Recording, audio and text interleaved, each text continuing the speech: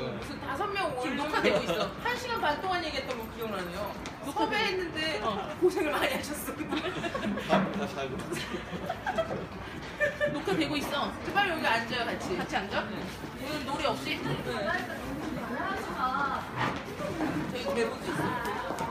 노래를 틀어줄 사람이 없어. 노래 내가 들을까? 야, 노래 뭐 틀어줄까? 노래. 인트로로 뭘 해? 노래 찾고.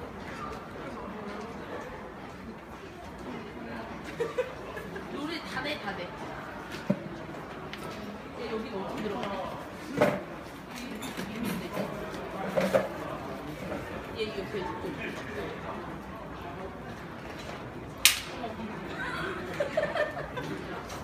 진짜 웃기지. 송파센터 분들도 나오세요. 네. 카메라에 안 나와가지고 괜찮아요. 네, 거기는 여기만 어쨌든 나오는 거라서. 전에 오시지 않으셨어요? 아, 진짜요? 이렇게 안 비추는 거여서. 오늘 되게 재밌게 다 여성분들이 있어요. 집행부, 지역사수.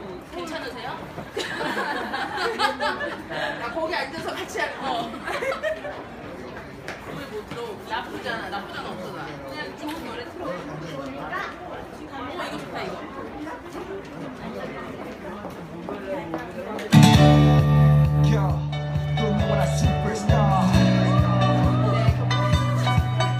네, 경쾌하게 시작하는 광화문 장애등급제 부양의무제 페이지 905일차 광화문에 와야 되는 라디오에 와주신 유저로도 반갑습니다. 오늘은 송파센터 맞으시죠? 송파센터 분들과 경산센터 분들이 함께 하고 있고요. 저희는 장애등급제 부양의무제 페이지 가난한 사람들이 함께 살기 위한 농성을 하고 있습니다. 오늘이 905일차고요. 지나가시는 시민 여러분들 잠시 발걸음 멈추셔서 서명도 하고 가시고 저희가 하는 이야기에 잠시 귀 기울여 주셨으면 좋겠습니다. 저희 이제 대본을 써주신 대본 작가님께서는 성철님이 내일 기자회견 준비로 참여를 못 하셨고요. 그리고 이제 원래 공식 DJ님은 가족여행을 가셨고, 그리고 원래 하려고 했던 DJ님은 오고 계시는 중입니다. 그래서 다들 이렇게 각자의 삶에서 고군분투하며 이렇게 바쁘게 살아가고 있는 것이 아닌가 이런 생각이 듭니다. 네, 반갑습니다. 저희 원래 이렇게 DJ가 혼자 시작을 하는데 옆에 우좌에 같이 함께 든든한 동지들이 있어서 굉장히 반가운 것 같습니다. 그러면은 대본을 그냥 저는 약간 읽는 걸로 하겠습니다. 2015년 2월 11일 수요일 광화문 농성 905일차. 오늘도 어김없이 돌아온 광화문에 와야 듣는 라디오입니다. 저희 유튜브에 최대 조회수 지금 60을 갱신했습니다. 네, 이제 60을 갱신하며 점점 나아가지고 시민분들과 함께 손잡을 수 있는 광화문 와라 라디오 방송 와라가 될 수 있도록 저희도 많이 노력하겠습니다. 네, 안녕하세요, 애청자 여러분. 와라에 제가 나오니 무척 반갑죠? 자, 오늘은 DJ 영희가 바쁜 관계로, 그리고 DJ 다운이 오고 있는 관계로 DJ 명희가 시작하도록 하겠습니다. 지난주 방송에서 입춘을 이야기했던 것 같은데요. 어쩜 주말이 되면서 더욱 추워지고 눈까지 어마어마하게 내리는 한 주였습니다. 저희 월요일날 또 월요일날 했었는데, 네, 뒤에 짐을 그냥 자연스럽게 찾아가시면 됩니다. 네, 또 세월호 농성장 분들과 함께 해주시고 있는 분들이시고요. 네, 그리고 월요일날 저희가 해바라기 센터에서 해바라기 시설에서 돌아가신 분의 또 장례를 기자회견을 했던 날이었는데, 눈이 그렇게 오랜만에 오랜만에 오기도 했고, 그렇게 많이 온 거는 저는 진짜 굉장히 오랜만에 봤던 것 같아요. 되게 신기한 날이었습니다. 여름에는 전장현이 기자회견을 하면 비가 오고, 겨울에 하니까 오랜만에 눈이 오고, 날씨 악조건 속에서도 그래도 많은 동지분들이 함께 하셨던 것 같고요. 네, 이거는 제 얘기고. 자, 어쩜 주말이 되면서 더욱 추워지고 눈까지 어마어마하게 내리는 한 주였습니다. 이런 때 노동자분들이 또 오체투지를 하셔서 온 몸에 5군데를 땅에 대는 가장 낮은 자세로 임하는 거라고 하더라고요. 투지와 고공농성에 또 돌입했다는 소식을 들으면서, 그리고 많은 노숙농성에 계신 분들을 생각하면서 참 걱정과 안타까움이 가득했던 것 같습니다. 오늘도 이렇게 아프지만 우리 그래도 이렇게 함께하기에 오늘은 또 경산센터와 그리고 송파솔루션, 그리고 서울장차연의 양유진 동지, 그 다음에 작은자역의 장종인 동지가 이렇게 또 함께하는 노들야하게 또 제가 함께하고 있네요. 그리고 뒤에서 이제 또 1인 시위를 하시기 위해서 준비하고 계신 동지가 있고요. 네, 오늘 와라의 첫 순서는요, 지난 1월 28일이었습니다. 참 가슴 아픈 소식이 전해졌고요. 인천의 한 장애인 시설에서 거주하시던 분이 돌아가신 소식이었습니다. 이 사건에 대해서 자세히 아시는, 이 내용을 조금 더 자세하게 설명해 주실 분을 모셔봤습니다. 모두가 잘 아시는 동지일 것 같은데요. 인천 장애인 차별철폐연대 장종인 동지를 모셔보겠습니다. 큰 박수 부탁드립니다. 잠깐, 그 전에 앞서서 이렇게 같이 하고 계신데 한마디, 네네. 네, 그러면 장종인 동지에게 이제 간단한 자기소개부터 얘기를 주시면 좋을 것 같습니다. 네, 반갑습니다. 인천 장애인 차별철폐연대 사무국장으로 일하고 있고요. 지금 인천 해바라기 장애인 거주시설 이용인 의문사 진상규명 대책위원회에서 집행위원장을 맡고 있습니다. 네, 장종인입니다. 네, 고맙습니다. 원래 작은 자약에서 또 상근을 하고 계시는 거죠. 네. 그러면 저희 이번에 간략하게 해바라기 시설에서 있었던 좀 사건에 대한 설명을 해주시면 좋을 것 같은데요. 이제 사건이 일어나고 지금도 이제 장례를 치르지 않은 중인 거잖아요. 그리고 의문사의 이제 대책위를 말씀해 주셨던 듯이 꾸려서 이제 활동을 하고 계신 걸로 알고 있습니다. 이 의문에는 어떤 것들이 있고 대책위를 꾸려지기까지의 과정들은 좀 어떻게 진행되는지에 대한 이야기를 좀 전해주시면 좋을 것 같습니다. 예, 돌아가신 분은 인천에 있는 해바라기라고 하는 장애인 거주시설, 인천에서도 영흥도라는 또 섬 안에 있는 장애인 시설입니다. 지난해 12월 25일 크리스마스 날 의식을 잃으시고 병원으로 실려가셨습니다. 병원에 도착했을 때 이미 이제 식물인간 상태이셨고요. 급하게 연락을 받고 아버님이 병원에 도착해서 봤더니 머리에서부터 다리에까지 전신에 걸쳐서 한 대여섯 군데 이상의 피멍 자국이 몸에서 발견이 되었습니다. 저희가 이제 의문사로 규정하고 있는 가장 첫 번째는 이제 폭행 의혹입니다. 당연하게도 이제 고인의 몸을 보면 눈, 그리고 겨드랑이 아래쪽, 가슴과 배, 허벅지 안쪽, 정강이, 발등까지 해서 피멍이, 굉장히 선명한 피멍들이 여러 군데에 걸쳐서 이제 발견이 되고 있습니다. 근데 통상 지금 이제 시설 쪽에서는 이 상처들이 넘어져서 생긴 피멍이다라고 이제 지금 해명을 하고 있는데요. 통상적으로 우리가 넘어졌을 때 생길 수 있다는 상처 부위들하고는 사실 상식적으로는 잘 이해가 되지 않는 부분들이 굉장히 많고요.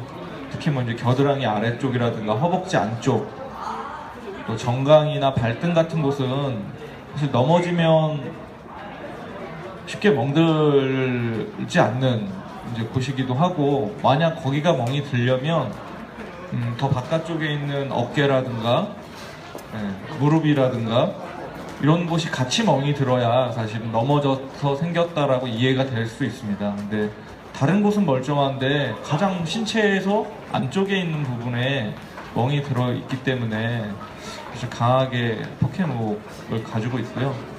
이분은 12월 25일 날 그렇게 식물인간 상태로 입원을 하셨다가 35일 만인 1월 28일 날 결국 돌아가셨습니다.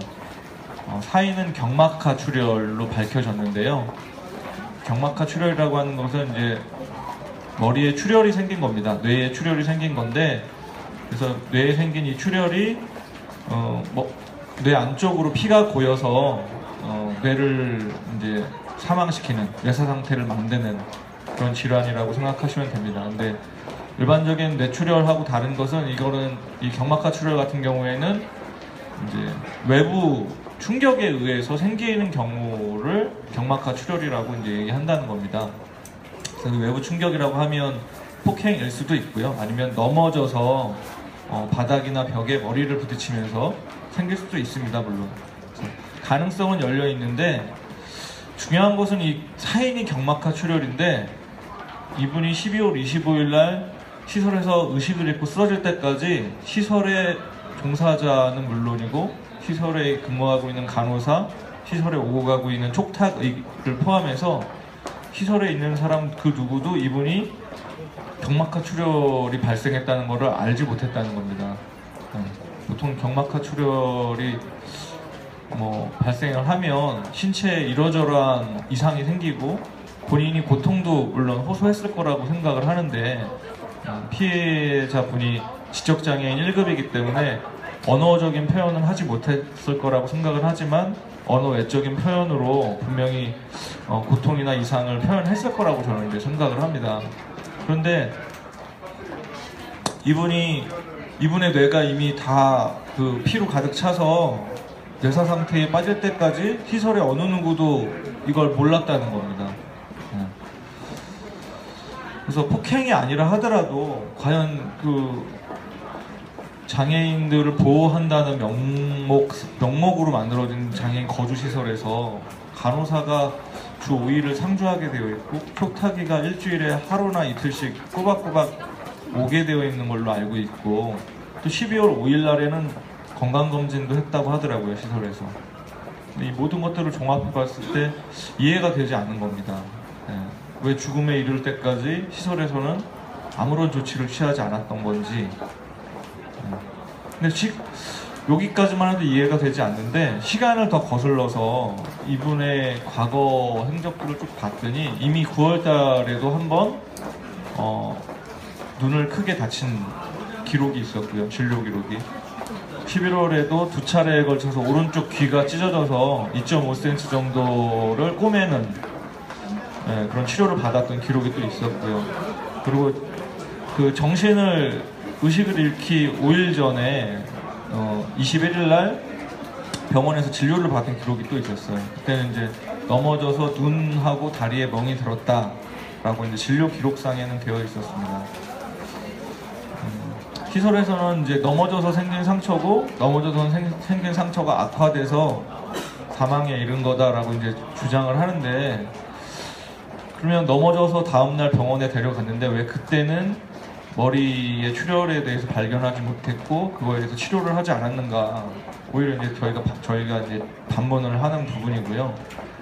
이미 9월 달부터 이분이 이러저러하게 많은 부상을 당해왔었는데, 과정에서 왜 가족한테는 한 번도 연락이 가지 않았고, 그 3개월 동안의 치료 과정이나 또는 이분이 갑자기 자주 다치게 된 게 그 진료 기록상에는 일관되게 넘어져서 생긴 상처라고 되어 있습니다. 9월 달부터의 모든 기록이. 물론 저희가 CCTV를 확인해 봤더니 실제로 넘어져서 생긴 상처도 있었어요. CCTV 상에 넘어지는 장면이 확인되는 상처들도 물론 있었습니다. 근데 확인되지 않는 상처들도, 넘어졌다고 확인되지 않는 상처들도 굉장히 많았는데, 그런 것들에 대해서 시설이 어떻게 조치하고 확인하고 조치했는지 이런 것들이 이제 제대로 규명이 되고 있지 않기 때문에 어쨌든 이분의 죽음 저편에 폭행이든 아니면 시설의 방임 또는 방치든 이해되지 않는 의혹들이 이제 지금 존재한다는 겁니다. 그래서 이거를 사실은 25일 날 이분이 병원에 입원하고 바로 다음날 아버님이 경찰에 폭행으로 이제 신고를 하셨어요. 시설 측을. 아버님이 신고를 하면서 사실 이게 이제 알려지게 된 거고, 사실 대책위가 저희가 지금 만들어졌지만 그 이전 단계의 의혹에 대해서 진료 기록들을 껴보고, 그래서 새로운 의혹들을 발견하고 그 의혹들을 군청, 시청, 국가인권위원회, 검찰청까지 가서 이 의혹들을 제기하고 밝혀달라고 먼저 제기하신 분은 이제 돌아가신 분의 아버님입니다. 아버님이 저희가 1월 15일 날 처음으로 이제 만났는데 이미 모든 자료를 다 갖고 계셨고요. 그 자료들을 근거로 해서 방금 말씀드렸던 검찰청부터 국가인권위원회, 시청, 군청까지 다 다녀보셨더라고요. 혼자서 이제 다 다녀봤는데 돌아오는 것은 사실은 싸늘한 냉대. 자식 시설에 맡겨놓고 들여다보지도 않을 때는 언제고 이제 와서 자식 죽었다고 아비 노릇하려고 하느냐라는 식의 바라는 거 있는 거 아니냐, 이런 식의 차가운 눈초리들을 많이 받았다고 하시더라고요. 그래서 이제 좀 좌절을 하고 계신 상태였는데, 저희가 이제 그 방송에 보도된 이 사건을 보고 저희가 이제 수소문 끝에 아버님을 만나게 됐죠. 그래서 사정을 쭉 들어보니 방금 전에 말씀드렸던 그런 사연들을 이제 아버님을 통해서 듣게 됐고요. 분명하게 이 죽음에 의혹이 있고, 그 의혹 뒤편에는 저희가 계속 문제 제기해왔던 이 장애인 거주시설이라고 하는 거대한 몸체가 있다라고 이제 판단을 했습니다. 그래서 아버님한테 대책위를 같이 꾸려서 함께 대응을 했으면 좋겠다라고 이제 제안을 드렸고요. 그래서 그 당시까지는 대책위까지는 아니었고, 이제 함께 군청 방문해서 항의 방문도 하고 저희 쪽 요구도 좀 전달하고 이 정도 단계였는데, 이제 그 중간에 갑자기 이제 28일 날 그 이모 씨가 이제 사망하면서 본격적으로 이 죽음에 대한 진실을 밝혀야 되겠다라고 생각을 해서 전국적으로 이제 대책위를 꾸리게 된 겁니다. 네, 지금 장애등급제 부양의무제 폐지 농성 905일차 광화문 와라에서 진행되는 이야기는요, 인천 해바라기라는 시설에서 의문사한 한 청년의 죽음에 대한 진상을 규명하기 위한 그 과정에 대한 이야기를 하고 있습니다. 지나가시는 시민 여러분들 잠깐 발걸음 멈춰서 이 이야기 함께 나누었으면 너무 좋겠고요. 그렇다면 그 대책위에서 좀 요구를 하는 건 어쨌든 진실인 거고, 그 진실의 과정으로서 저희가 이제 뭐 보건복지부 장관댁 앞에서도 기자회견을 진행했고, 보건복지부의 면담을 촉구하기 위한 집회나 이제 문화제도 월요일날, 추모의 문화제도 월요일날 진행을 했는데요. 그 대책위에서 좀 얘기하는 핵심 요구안이나 이런 과정들을 좀 더 이야기해 주시면 좋을 것 같아요. 예, 과정은 저희가 대책이 만들어지고 지난주 월요일날 처음 정부 청사 앞에서 기자회견 했고요. 기자회견의 내용은 이제 보건복지부가 나서서 이 의문사의 진상을 규명하라라고 하는 것이었습니다. 네, 그랬는데 이제 한 며칠 기다렸는데 보건복지부에서는 전혀 이제 답이 없었고요. 그래서 지난주 목요일날 다시 한번 정부 청사 앞에서 보건복지부 장관 집 앞에서 다시 한번 보건복지부의 답변을 촉구하는 기자회견을 한 차례 더 했었습니다. 그리고 이제 지난 월요일이죠. 이틀 전 월요일날 분향소를 광화문 정부청사 앞으로 옮겨왔습니다. 네, 유족의 동의를 구해서 정부청사 앞에 분향소를 옮겨왔고요. 정부청사 앞에서 다시 한번 보건복지부의 책임 있는 진상 규명을 요구하면서 분향소를 차리려고 하였으나 경찰들이 솔직히 영정 사진은 물론이고 그 영정에 바치려고 준비해왔던 복합꽃 한 송이조차도 기자회견장으로 이제 갖고 들어오지 못하게 굉장히 폭력적으로 진압을 하는 바람에 과정에서 정말 소중하게 그 시와에 있는 장례식장에서 아버님 손으로부터 제가 직접 받아들고 왔던 영정 사진조차 지금 깨지고 좀 가슴 아픈 일들이 있었습니다. 그래서 어렵게 결국은 경찰의 탄압에 의해서 결국 분향소 설치를 제대로 하지 못했고요. 그래서 지금은 광화문 농성장 한켠에 지금 분향소를 차려놓은 상태입니다. 저희가 요구하는 것은 이제 뭐 간단하게 얘기하면 진실입니다. 진실이고요. 저희가 폭행이 있었다고 단언하는 것도 아니고 시설이 무언가를 잘못했다고 단언하는 것도 아닙니다. 예.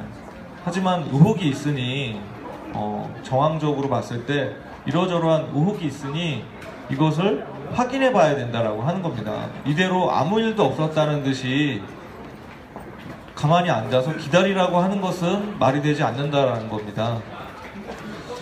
지금 이제 보건복지부에서는 경찰이 폭행 관련해서 이제 수사를 하고 있으니 수사권이 있는 경찰이 나서서 수사를 하고 있는데 보건복지부가 할 일이 무엇이 있겠느냐, 보건복지부는 수사권도 없는데 뭐 이런 이야기를 하고 있습니다. 근데 이제 지금 인천 중부경찰서에서 수사를 하고 있는 것은 사실인데요. 중부경찰서 수사는 폭행이 있었는지 없었는지에 대한 수사입니다. 이분이 몸에 멍이 들어 있었는데 이게 폭행이었는지 아니었는지에 대한 수사고요.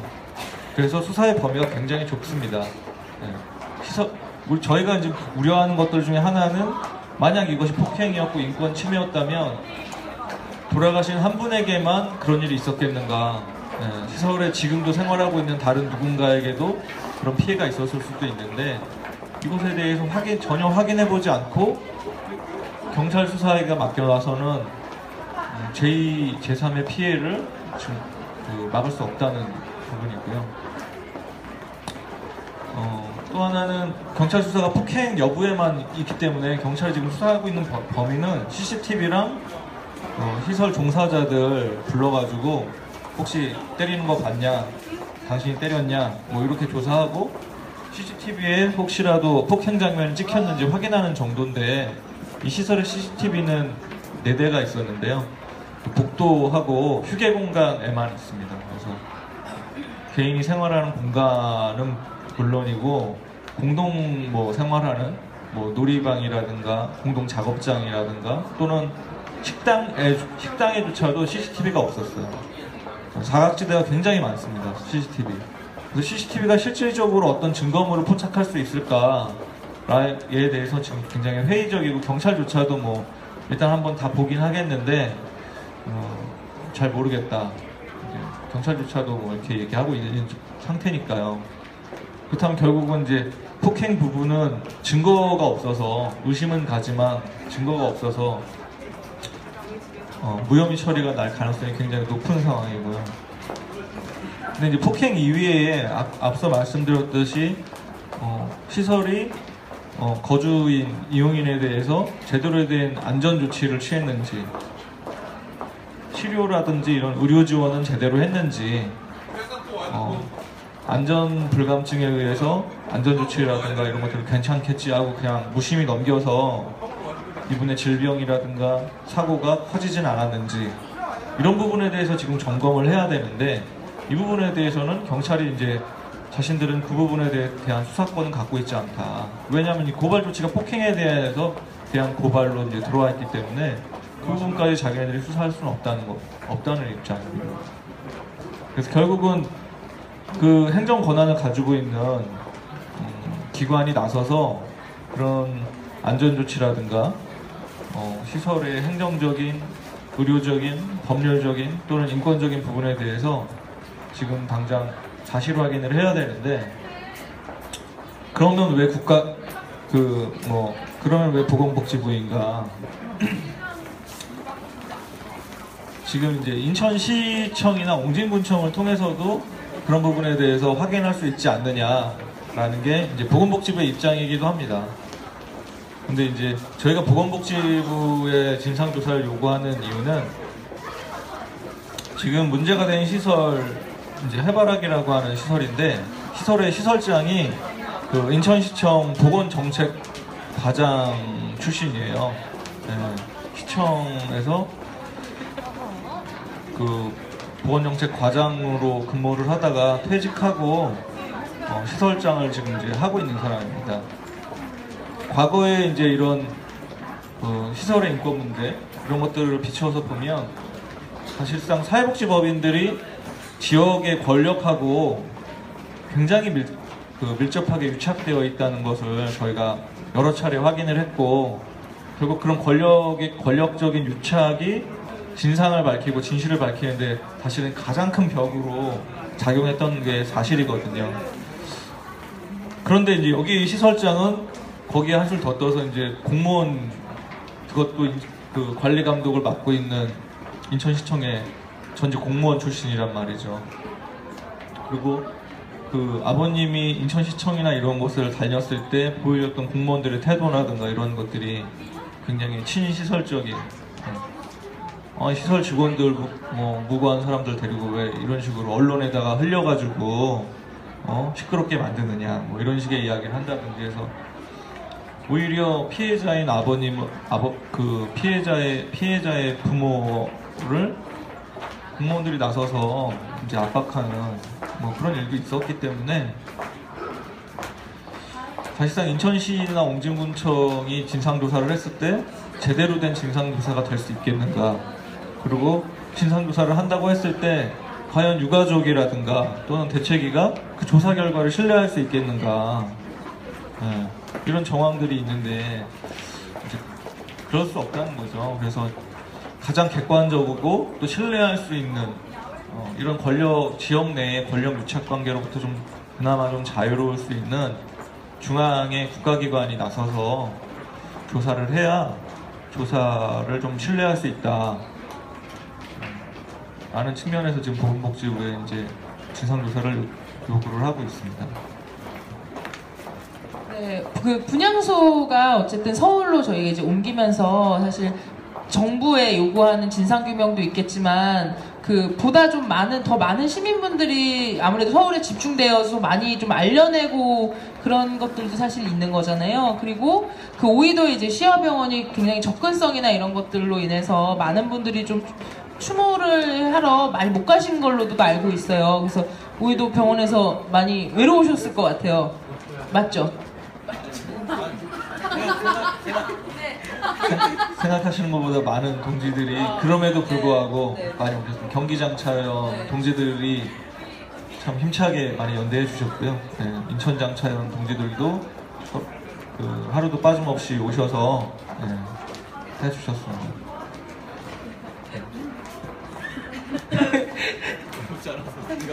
아니에요. 그 어쨌든 좀 더 많은 분들이 함께 가고 싶어 하셨는데 사실상 이제 뭐 차량 지원이나 워낙에 거리상 또 그 장콜 지역도 아니어가지고 서울에서 갈 수 있는, 그래서 한두 번 가보시고 더 막 많이 가고 싶었던 분들이 사실상 더 많았었던 것 같아요. 근데 이제 이번에 그 아버님의 의지가 굉장히 확고하신 것 같은데 아버님은 좀 마음은 좀 어떠신가요? 그 계속 장종인 동지가 이제 만나서 소통하고 계신 거죠? 그 아버님은 이제 지금 그 아들을 시설에 맡겼던 자신에 대한 자책이 일단 있으십니다. 사실은 시설에서 이분을 제대로 보호하지 못했기 때문에 생긴, 그것이 폭행이었던 무엇이었던 간에 이분의 죽음의 모든 책임은 시설에 있다고 생각을 하거든요. 그럼에도 불구하고 이제 아버님은 왜 애시당초 내가 시설에다가 맡겼을까, 자식을 방치했던 자신에 대한 자책이 있으시고요. 그것 때문에 굉장히 많이 힘들어 하시고 계십니다. 그리고 한편에는 그렇게 억울하게 죽어간 자식의 그 억울함을 어떻게든 풀어줘야 되겠다고 하는 또 책임감도 또 강하게 가지고 계세요. 그래서 이제 지금까지 저희가 뭐 장례투쟁을 여러 번 해봤지만 그 어떤 유가족보다 가장 적극적으로 지금 진상규명을 위해서 저희 대책위와 함께 투쟁하고 계시고요. 어제 보건복지부 만났었는데 보건복지부 그 과장도 그 얘기 하더라고요. 아버님이 이렇게 수사가 될 줄은 몰랐다.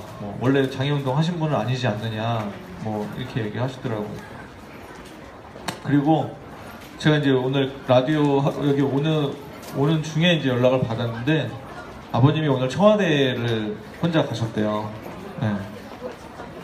이제 어제 보건복지부 면담을 같이 했었는데 하고 나서 좀 답답함을 느끼셨던 모양이에요. 어제 이제 면담까지 하면 솔직히 이제 보건복지부를 통해서 어떤 일말에 희망적인 답변을 들을 수 있지 않을까 이렇게 기대를 하셨던 것 같은데 사실 좀 어제 면담이 별 성과 없이 이제 끝나버리고 나니까 아버님이 많이 답답하셨던 모양이에요. 그래서 오늘 청와대까지 혼자 저희한테도 미리 사전에 얘기도 안 하시고 혼자 청와대 앞까지 가셨다고 하더라고요. 가셨다가 이제 경찰의 제지에 의해서 이제 청와대 근처까지는 가지 못하시고 그 앞에서 실강의 하시다가 이제 돌아가시는 길이라고 이제 연락을 받았습니다. 그래서 아버님이 지금 가장 이 진상을 규명하는 데 있어서 가장 절실하게 생각하고 계신 분이에요. 그래서 저희 대책위에서도 유가족하고 앞으로 투쟁 과정이나 지금까지의 투쟁 과정도 마찬가지고 아버님하고 가장 긴밀하게 상의하고 함께 하기 위해서 계속 노력하고 있습니다. 안타까운 죽음들이었던 것 같아요. 작년에 이제 송국현 동지를 시작으로 했던 4월에 그 기억들을 잊지 못하는 것 같고, 그 죽음들을 아는 채 이후 앞으로 계속 싸워나간다는 게 참 쉽지 않은 길인 거고, 참 외롭고, 사실 더 많은 동지들이 좀 같이 힘 모아 주셔야 되는 일이 아닌가 싶습니다. 그 마지막으로 혹시 이후 이제 대책의 계획이나, 사실 제가 보건복지과장 면담을 어제 진행하셨다고 들어서 결과가 이제 월요일날 나오고, 어떤 뭐 이야기가 어떻게 좀 진행됐는지 사실 되게 궁금했었는데 뭐 많이 분위기가 별로였던 거죠. 그냥 별 큰 기대네. 그러면 이후 계획이나 혹시 뭐 마지막으로 하고 싶은 말이나, 그리고 특히 뭐 좀 더 전장현이나 다른 활동하는 친구들에게 또 당부하고 싶은 말 이렇게 편하게 얘기해 주시면 좋을 것 같아요. 네, 마지막 어려운 질문을 하면서 편하게 얘기하라. 네, 뭐 일단 대책의 계획은 다음 주 월요일까지 말씀하셨듯이 다음 주 월요일까지 보건복지부가 진상조사에 대해서 보건복지부 입장을 다시 정리해서 다음 주 월요일까지 주겠다라고 얘기했습니다. 어제 만나서 대책위의 입장에 대해서 충분히 설명했고요. 저는 보건복지부가 필요성에 대해서는 공감을 했다고 생각을 해요. 어제 만나면서. 네.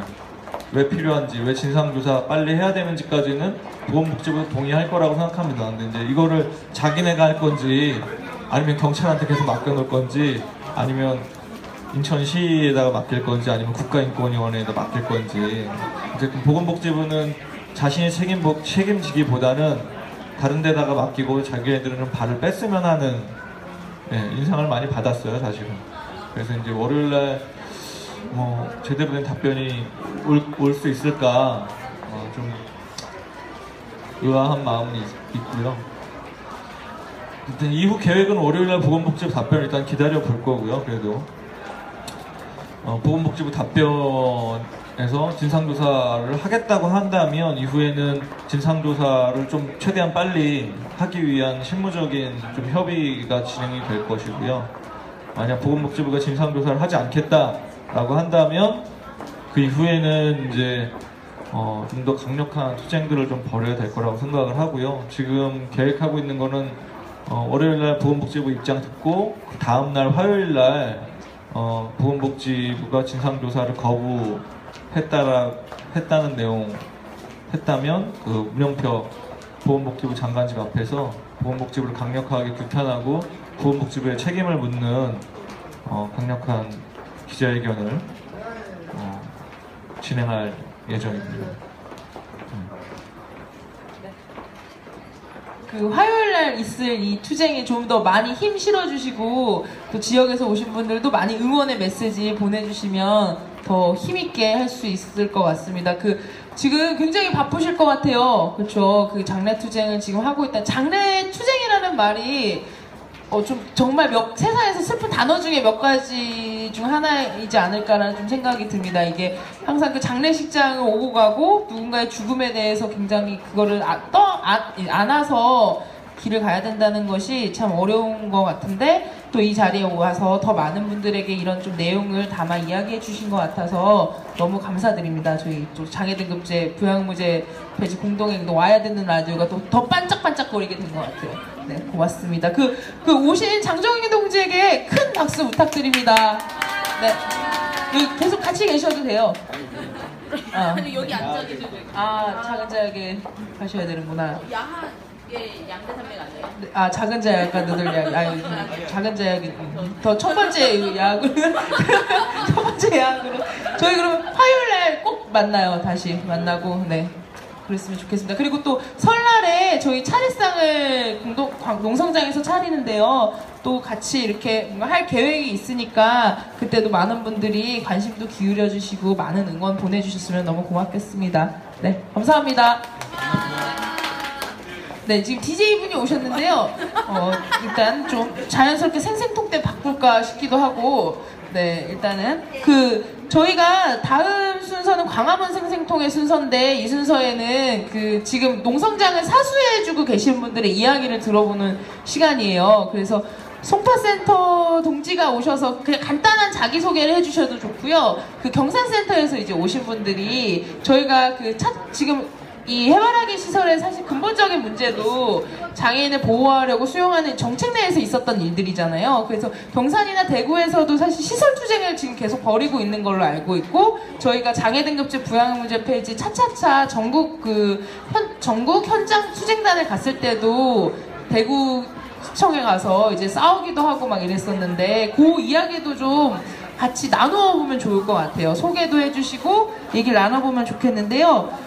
혹시 지금 이제 현장에서 오신 분들의 이 얘기를 편하게 그냥 자연스럽게 나오셔가지고 얘기를 해주시면 좋을 것 같은데, 제이 동지가 오셔서 좀 소개도 해주시고 이야기도 전해주시는 게 어떨까 싶은데 어떨까요? 송파센터에서도 한 분 나오셔가지고 얘기해 주셔도 될 것 같은데. 두 분 다 나오세요. 하나만. 네. 원래 다 나와요. 그냥 카메라를 바꾸고 제가 글로 거기서. 괜찮죠? 셀카 모드로 바꿀까요? 네.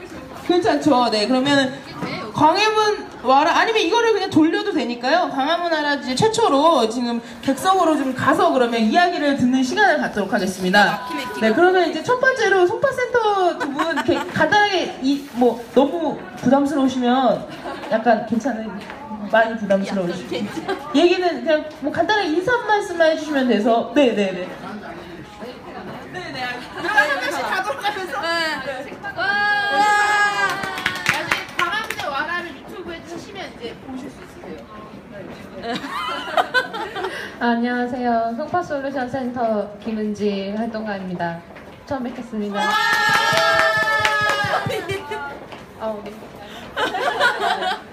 네, 안녕하세요. 송파솔루션 센터에서 온 윤프로 활동가입니다. 네, 처음 뵙겠습니다. 모두 여성 동지로 있는 지금 이 시간입니다. 같이 그냥 한 분씩 다 소개해 주셔도 좋을 것 같아요. 네. 예, 안녕하세요. 저는 경산장애인 자율생활센터 조채수 활동가라고 합니다. 반갑습니다. 감사합니다. 저도 경산센터에서 온 박재희라고 합니다. 반갑습니다.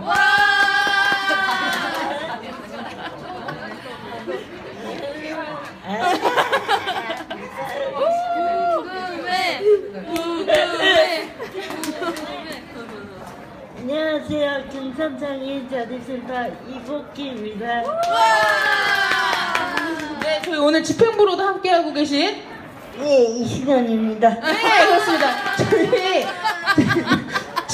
저희는 장애 등급제 부양 문제 폐지 광화문에 와야 듣는 라디오를 진행하고 있습니다. 아직 가난한 사람들이 함께 살기 위한 농성을 진행 중이고요. 이 얘기를 진짜 많이 한 것 같아요. 되게 빨리 말할 수 있는 것 같습니다. 네, 제이 동지가 그러면 약간 경산과 대구의 시설에 대한 상황을 잠깐 공유해 주시면 좋을 것 같아요. 요걸 좀 듣고 또 광화문에서 있었던 농성장 에피소드나 이런 것들 재미난 거 공유하고 싶으신 거 있으면 뭐 이렇게 간단히 얘기해 주셔도 좋을 것 같은데. 없는 얼굴인데요? 너무 부담스러우시면 저희가 뭐 이렇게 막 강요를 하거나 이러진 않기 때문에 네, 편하게 그냥 얘기해 주시면 되고요. 그러면 제가 제이 동지로 마이크를 넘기겠습니다. 네. 가운데 앉으셔서 가운데 부담스럽네요. 근데 진짜 다 여자예요. 장초인 동지 가가지고 다 여자예요. 네. 앞서서 인천 해바라기 시설의 이용인 의문사의 진상을 규명하기 위한 대책위 얘기를 들었는데, 경북 지역에서도 지금 장애인 생활시설에서 발생하는 인권 침해 문제와 비리 문제에 대응을 하고 있고요. 그래서 작년에 지역에 좀 연이어 그런 문제들이 발생을 해서 이 문제에 대응을 하고자 경북 탈시설 공대위라는 것이 작년 말에 꾸려졌습니다. 그래서 아까 얘기를 쭉 들으면서 이제 사건도 너무 비슷하고 워낙에 시설 문제라는 게 이제 비슷한 면들이 많아서 주요한 이제 사건들을 얘기를 드리면, 저희가 이번 주 금요일 날 경주에서 이제 기자회견을 하는데요.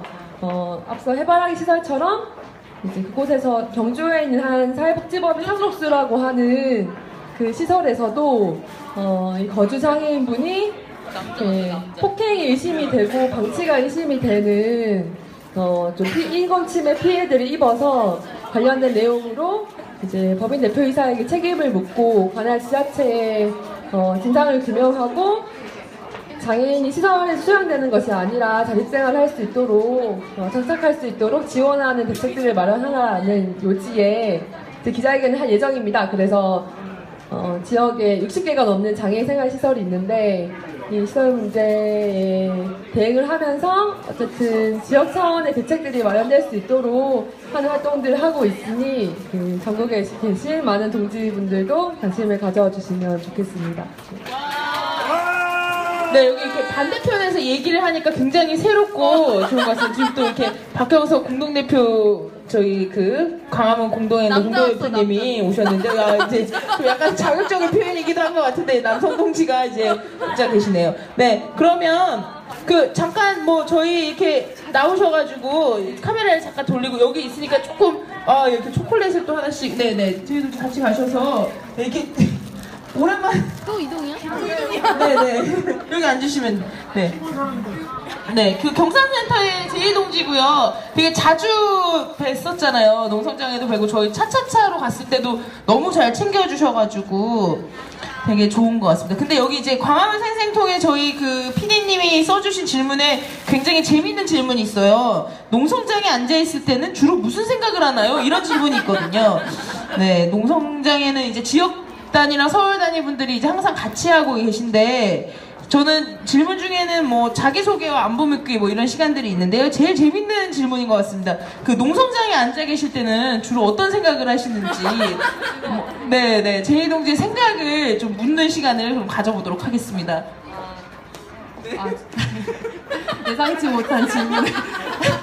저는 개인적으로 이렇게 있을 때 옆에 서울 단이랑 같이 하잖아요, 항상. 네.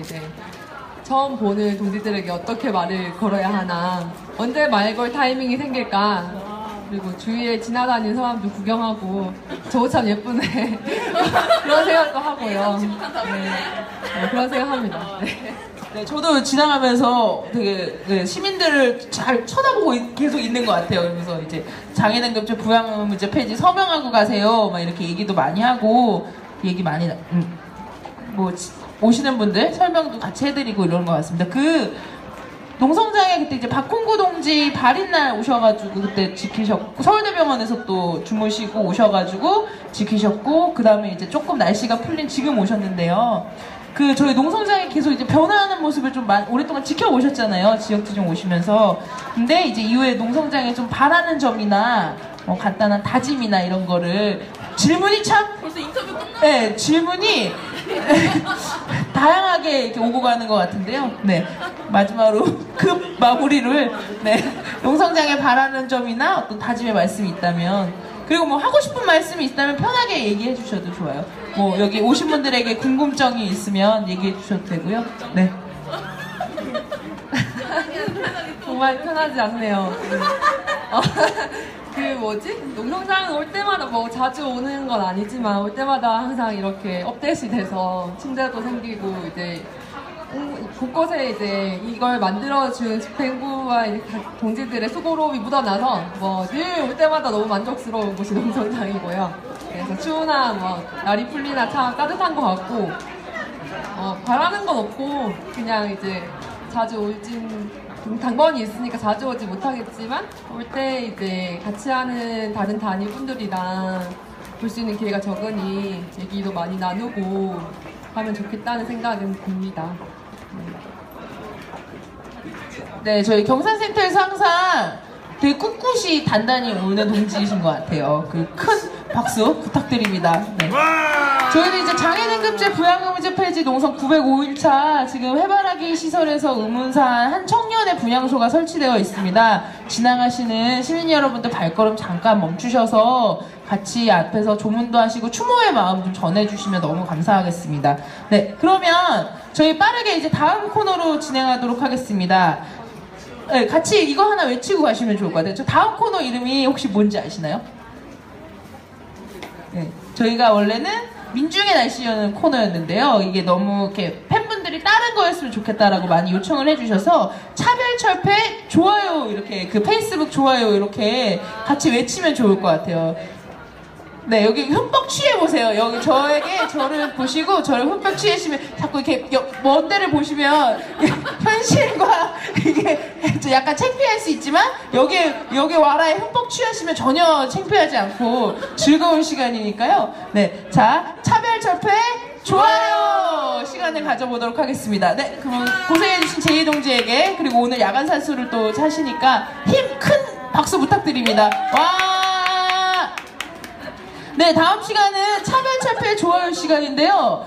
제가 이제 차별철폐 좋아요 시간을 제가 원래 맡기로 했었는데, 그렇다고 제가 지금 다 하면은 너무 저 혼자 많은 얘기를 하게 되니까 다른 분이 이렇게 오셔서 이야기를 전해주시면 좋을 것 같아요. 그래서 뭐 자원에서 그냥 스르륵 앉으셔가지고 얘기를 주시면 좋을 것 같은데요. 오늘 차별철폐 좋아요를 어떤 분이 진행을 해주시면 좋을까요? 박경서. 이미 난 나갈 생각이었어. 나갈 생각이었대. 마음에 들어?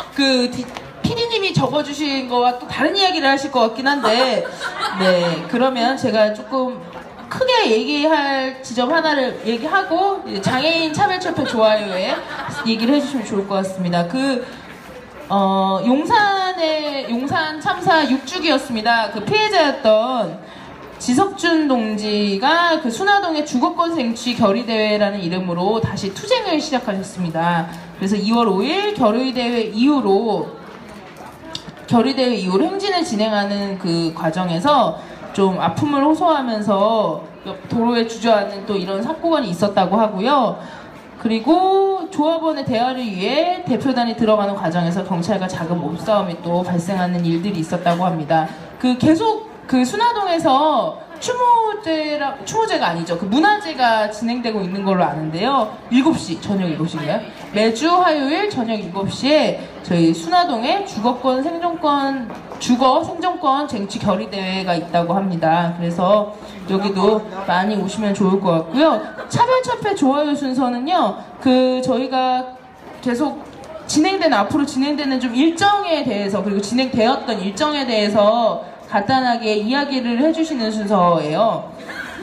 네, 지금 몇 번 이런 사회를 보다가 이렇게 큰 위기가 닥쳤다라는 생각이 별로 안 드는데요. 오늘은 이렇게 자꾸 가슴이 톡톡 막히는 게 위기가 많이 닥쳤다라는 생각이 듭니다. 아니, 교환쌤 때문이 아니라요. 제 자신 때문에 그러는 거고요.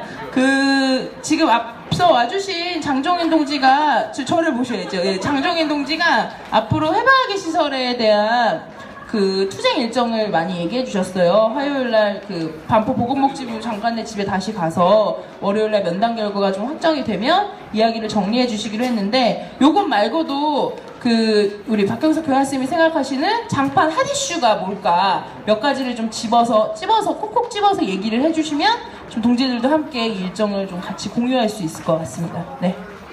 이 핫 이슈는 아까 금방 오면서 결정된 겁니다. 아까 이 해바라기 문제와 관련해서 17일날 오후 3시에 복지부 장관 집 앞에 가가지고 구정 같이 세자라고 해서 너 나올 때까지, 이 답변 나올 때까지 구정 같이 셀 거다라는 기자회견이 있어요. 그건 아까 이야기했던 핫 이슈인데, 그것보다 더 큰 핫 이슈가 뭘까요? 라고 하면 고속버스에서 또 설날 때 또 고속버스 틀려고 합니다. 그래서 따로따로 하는 것보다 같이 하자고 그래서 그거는 오후 1시에 강남 고속버스 터미널에서 하고 1시하고 3시에 복지부 장관으로 갑니다. 예, 핫 이슈입니다. 네. 진짜 핫한 이슈를 전해주셨는데요. 네. 핫 이슈. 우리 건배 한번 하고 갈까요? 초콜릿 건배. 자, 건배. 네, 그렇습니다. 그러면 또 이후에 전해주고 싶은 일정이나 이런 소식들이 있을까요? 지금 광고입니다. 당이 있으신 분은 초콜릿 드시지 마십시오.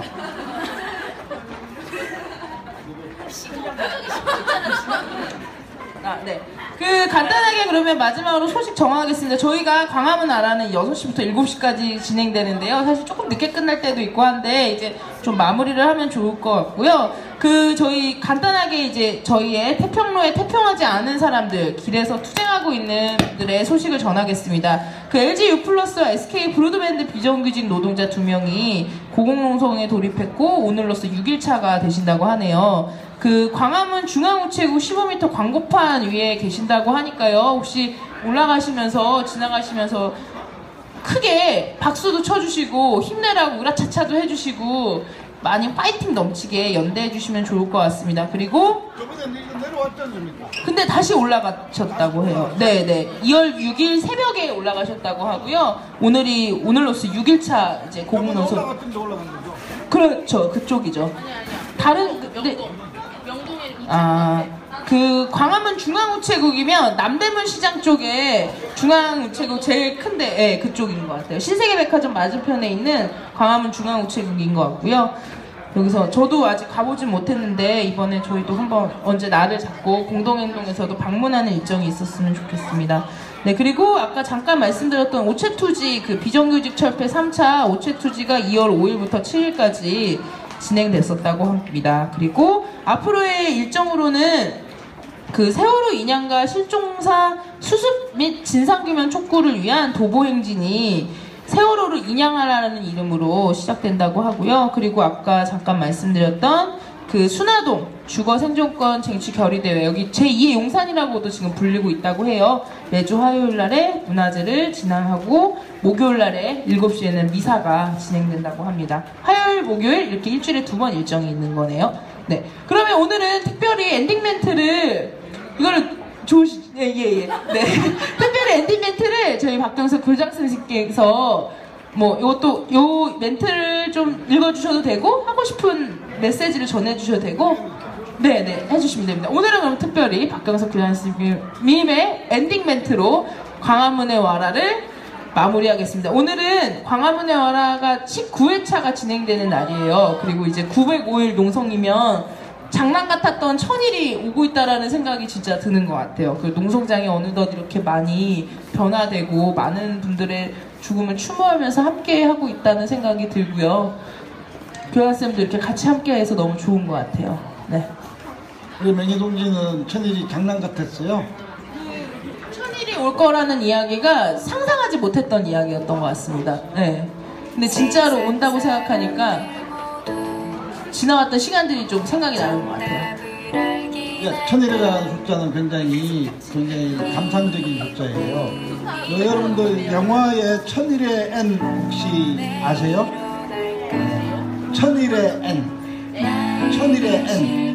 그 영국 헨리 5세의 이 이야기인데 그때 이 헨리 5세의 왕비가 된 엘리자베스 왕 하여튼 뭐 있어요.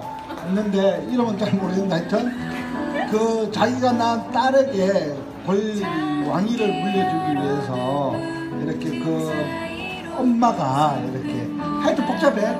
그런데 1000일 동안 이 왕비가 된 그리고 도수연이에요.